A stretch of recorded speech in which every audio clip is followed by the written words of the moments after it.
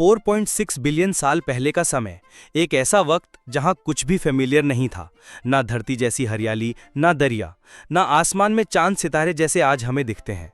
सिर्फ एक अंधेरा, एक खाली जहाज जहां हवा भी जहरीली थी और आसमान में आग की बरसात होती थी।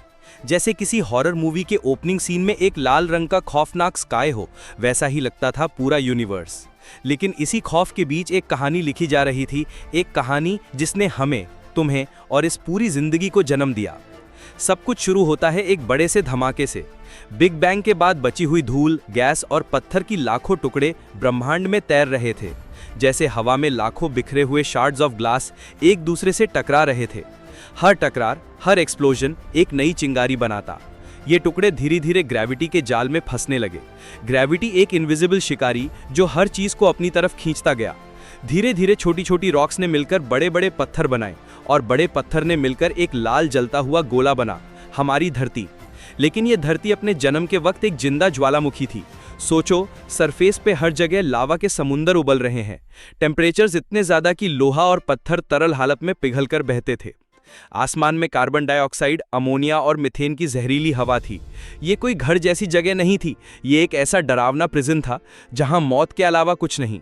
और इसी वजह से सस्पेंस और भी गहरा है, क्योंकि ऐसी जगह से जिंदगी कैसे जन्मी। तभी धरती के आसमान पे शुरू होती है एक और हॉरर कहानी।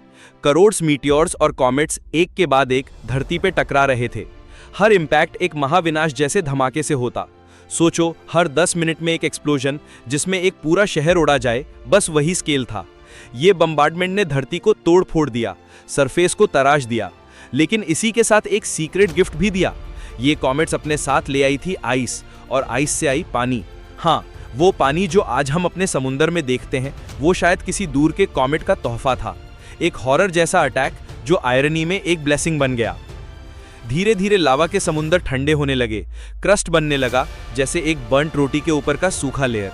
आसमान के जहरीली गैस क्लाउड्स थोड़े थोड़े कम होने लगे और अंदर से प्रेशर से पहली बार ओशंस उबलने लगे। सोचो, एक बैरन वेस्टलैंड जहां पहले सिर्फ आग थी, अब धीरे धीरे पानी के समुंदर उभर रहे हैं। लेकिन यह भी एक हॉरर सीन ही लगता है। अंधेरा, जहरीली हवा, पानी के समुंदर में चमकदार लाइटनिंग गिरती हुई, जैसे खुद नेचर अपना फ्रैंकेनस्टाइन बना रही हो। और उसी वक्त एक और बड़ा ट्विस्ट आया। एक दिन एक giant planet size object, Mars के बराबर बड़ा, धरती से टकरा गया। कोलिजन इतना वायलेंट था कि धरती का एक बड़ा हिस्सा उड़ गया। ये टुकड़े आसमान में घूमने लगे और इन्हीं टुकड़ों ने बनाया हमारा चांद। सोचो, एक खून से भरा सीन जहां धरती के जिगर का एक हिस्सा खींचा गया और उसी से एक नया कंपेनियन जन्म ले लिया। एक कॉस्मिक हॉरर का पल, लेकिन बिना इसके शायद चांद कभी ना होता। और चांद ने ही बाद में जिंदगी के लिए टाइड और रिदम बनाई। समय गुजरने लगा, धरती के ओशन सेटल होने लगे और फिर आई पहली बार जिंदगी की निशानी। केमिकल सूप्स में मॉलिक्यूल्स घुल रहे थे, बिजली गिर रही थी, रेडिएशन अपना खेल रही थी, और शायद एक दिन एक मॉलिक्यूल ने अपना पहला कॉपी बनाया, पहला रेप्लिकेशन, पहला सीड ऑफ लाइफ। सोचो, वो पल कितना सस्पेंसफुल था। एक माइक्रोस्कोपिक चीज जो नजर भी ना आए, लेकिन उसके बिना हम, तुम, सब कुछ अधूरा था। ये लगता है जैसे एक साइलेंट हॉरर सीन हो जहां सब कुछ चुप है, बस एक इनविजिबल रेवोल्यूशन चल रहा है। समुंदर के अंधेरों में वो सेल्स मल्टीप्लाई करने लगे, पहले सिंपल सेल्स, फिर कॉम्प्लेक्स। हर एक म्यूटेशन एक गैम्बल था, कोई सर्वाइव करता, कोई एक्सटेंक्ट। ये एक डरावना गेम था जहां सर्वाइवल का रूल सिर्फ एक था, अडैप्ट या मर जाओ। और ये गेम चलता रहा करोड़ों साल तक। ओशंस में अंधेरा, लेकिन उस अंधेरे में जिंदगी अपनी कहानी लिख रही थी। और फिर नेचर ने एक और धमाका किया, फोटोसिंथेसिस, सूरज की रोशनी को पकड़कर खुद का खाना बनाना और ऑक्सीजन रिलीज करना। ऑक्सीजन धरती के आसमान में फैलने लगी, लेकिन हर गिफ्ट के साथ कर्स भी आता है। ऑक्सीजन कुछ ऑर्गेनिजम्स के लिए लाइफ थी, लेकिन कई पुराने माइक्रोब्स के लिए जहर। हर प्रोग्रेस के साथ एक हॉरर ट्विस्ट। जो अडैप्ट हुए उन्होंने अगला चैप्टर लिखा, जो नहीं हुए उनकी कहानी खत्म। ये साइकिल चलता रहा, माउंटेन्स बने, कॉन्टिनेंट शिफ्ट हुए, समुंदर गहरे होते गए।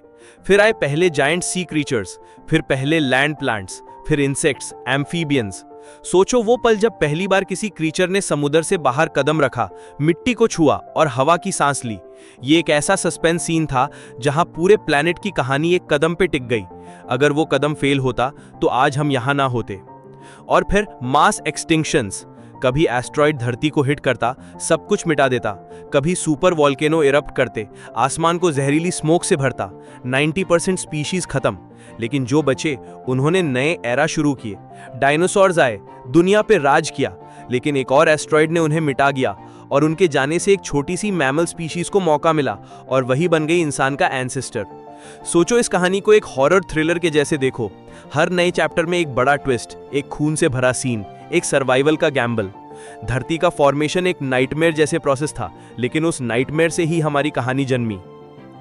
और जब तुम रात को आसमान की तरफ देखते हो, चांद, तारे और गहरा अंधेरा, तो याद रखना ये सब एक दिन एक वायलेंट हॉरर फील्ड शुरुआत से निकले थे। और अगर ये सब एक बार हो सकता है, तो शायद कहीं और एक प्लेनेट पर एक और धरती बन रही हो, एक और जिंदगी अपनी कहानी लिख रही हो। और असली सस्पेंस यही है, हम अकेले हैं या नहीं। और दोस्तों, ये थी एक सफर जो हमें ले गया धरती की शुरुआत से लेकर आज तक के राजों तक।